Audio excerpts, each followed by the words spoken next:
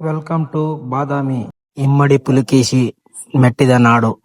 ಮುಂದಕ್ಕೆ ಹೋಗೋಣ ಬನ್ನಿ, ಗುಹಾಂತರ ದೇವಾಲಯಗಳನ್ನು ನೋಡ್ಕೊಂತ. ಬಾದಾಮಿಯ ಮೊದಲನೇ ಗುಹೆಯಾದ ಶೈವ ಗುಹೆ ನಟರಾಜನ ದರ್ಶನ ಮಾಡಿಕೊಂಡು ಮುಂದಕ್ಕೆ ಹೋಗೋಣ.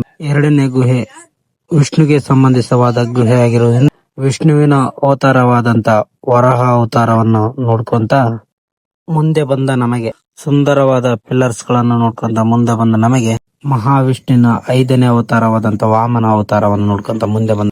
ಈಗಿನ ಇಂಜಿನಿಯರ್ಸ್ ಕೆತ್ತಲಾರದಂತ ಡಿಸೈನ್ಸ್ ಆಗಿನ ಕಾಲದಲ್ಲಿ ಯಾವ ರೀತಿ ಕೆತ್ತಿರಬಹುದು ಅಂತ ಅವರಿಗೆ ಸೆಲ್ಯೂಟ್ ಇರುತ್ತಾ.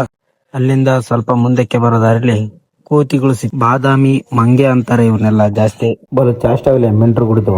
ಅತಿ ದೊಡ್ಡದಾದ ಗುಹೆ 3ನೇ ಗುಹೆಯಲ್ಲಿ ವಿಷ್ಣುವಿನ ದರ್ಶನ ತಗೊಂಡು ಮುಂದಕ್ಕೆ 4ನೇ ಗುಹೆ ಆದಂತ ಜೈನ ಗುಹೆ. ಈ ಗುಹೆ ಏನನ್ನು ಸೂಚಿಸುತ್ತದೆ ಅಂದರೆ ಸರಳತೆ, ಶಾಂತಿ, ನೆಮ್ಮದಿ ಸೂಚಿಸುತ್ತದೆ. ಅಲ್ಲಿಂದ ಕೆಳಗಡೆ ಕಣ್ಣಾಡಿಸಿದ್ದ ನಮಗೆ ಕೆರೆ ಕಂಡಿತು. ಕೆರೆ ನೀರಲ್ಲಿ ಒಂದು 5 ನಿಮಿಷ ಆಟ ಆಡಿ. ವಿಡಿಯೋ ಇಷ್ಟ ಆದ್ರೆ ಲೈಕ್ ಮಾಡಿ, ಫಾಲೋ ಮಾಡಿ. ನೆಕ್ಸ್ಟ್ ವಿಡಿಯೋದಲ್ಲಿ ಸಿಗೋಣ.